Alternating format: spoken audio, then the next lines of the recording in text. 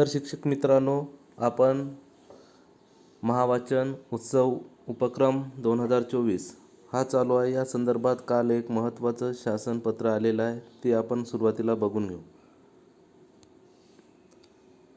त्या पत्रानुसार उचित कारवाई सर्व शाळांच्या शिक्षकांनी करायची आहे. आपल्या शाळेतील सर्वप्रथम जे काही विद्यार्थी आपण भरलेले असेल महावाचन पोर्टलला, ते आपल्याला दिनांक 27 सप्टेंबर 2024पर्यंत त्यांचे प्रमाणपत्र डाउनलोड करून आपल्या शाळास्तरावर ठेवायचे आहे. ही कार्यवाही शाळास्तरावर 28/9/2024 रोजी 5 वाजेपर्यंत पूर्ण करायची आहे.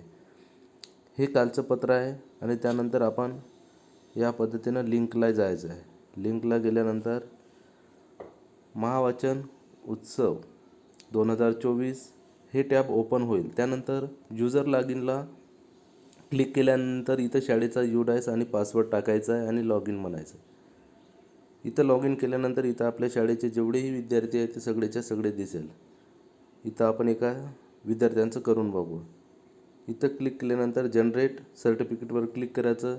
अशा प्रकारे आपल्यासमोर विद्यार्थ्यांचं प्रमाणपत्र दिसेल. त्यानंतर डाउनलोड सर्टिफिकेटला डाउनलोड केल्यानंतर ते आपल्या मेमोरीमध्ये आपण इथं डाउनलोड अगेन म्हणायचं, ते डाउनलोड होईल. अशा प्रकारे आपल्या शाळेचे 100% विद्यार्थी प्रमाणपत्र शाळास्तरावर डाउनलोड करून ठेवायचे आहेत. धन्यवाद.